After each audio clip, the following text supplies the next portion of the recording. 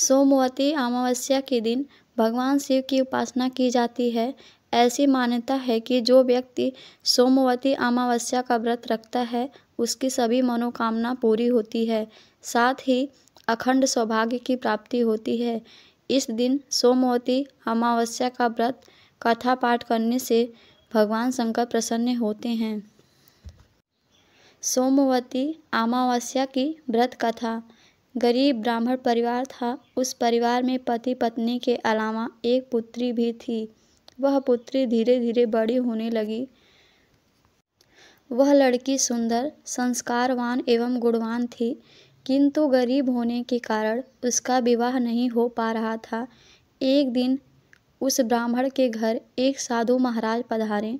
वो उस कन्या के सेवा भाव से काफ़ी प्रसन्न हुए।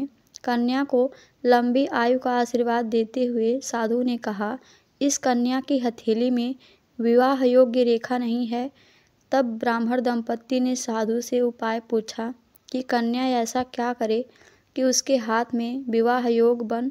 साधु ने कुछ देर विचार करने के बाद अपनी अंतर्दृष्टि से ध्यान करके बताया कि कुछ दूरी पर एक गांव में सोना नाम की धोबिन जाति की एक महिला ने बेटे और बहू के साथ रहती है, जो बहुत ही आचार विचार और संस्कार संपन्न तथा पतिपरायण है।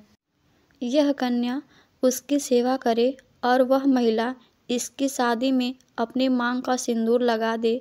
इसके बाद इस कन्या का विवाह हो तो इस कन्या का वैधव्य मिट सकता है। साधु ने यह भी बताया कि वह महिला कहीं आती जाती नहीं है।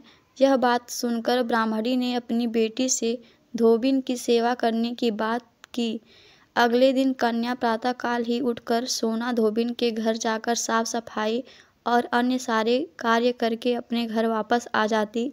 एक दिन सोना धोबिन अपनी बहू से पूछती है कि तुम तो सुबह ही उठकर सारे काम कर लेती हो और पता भी नहीं चलता। बहू ने कहा, माँ जी, मैंने तो सोचा आप ही सुबह उठकर सारे काम खुद ही ख़त्म कर लेती हो। मैं तो देर से उठती हूँ।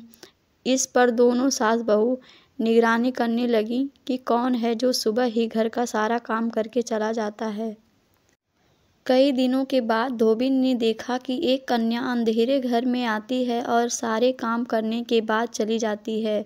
जब वह जाने लगी तो सोना धोबिन इसके पैरों पर गिर पड़ी। पूछने लगी कि आप कौन हैं और इस तरह छुपकर मेरे घर की चाकरी क्यों करती हैं। तब कन्या ने साधु द्वारा कही गई सारी बात बताई। सोना धोबिन पतिपरायण थी, उसमें तेज था। वह तैयार हो गई। सोना धोबिन के पति थोड़ा अस्वस्थ थे। उसने अपनी बहू से अपने लौट आने तक घर पर ही रहने को कहा। सोना धोबिन ने जैसे ही अपनी मांग का सिंदूर उस कन्या की मांग में लगाया, उसका पति मर गया। उसे इस बात का पता चल गया। वह घर से निराजल ही चली गई। यह सोचकर कि रास्ते में कहीं पीपल का पेड़ मिलेगा तो उसे भौरी देकर और उसकी परिक्रमा कर ही जल ग्रहण करेगी। उस दिन सोमवती अमावस्या थी। ब्राह्मण के घर मिले पुए पकवान की जगह उसने ईंट के टुकड़ों से 108 बार भौरी देकर 108 बार पीपल के पेड़ की परिक्रमा की और उसके बाद जल ग्रहण किया। ऐसा करते ही उसके पति के मुर्दा शरीर में वापस जान आ गई। धोबिन का पति वापस जीवित हो उठा।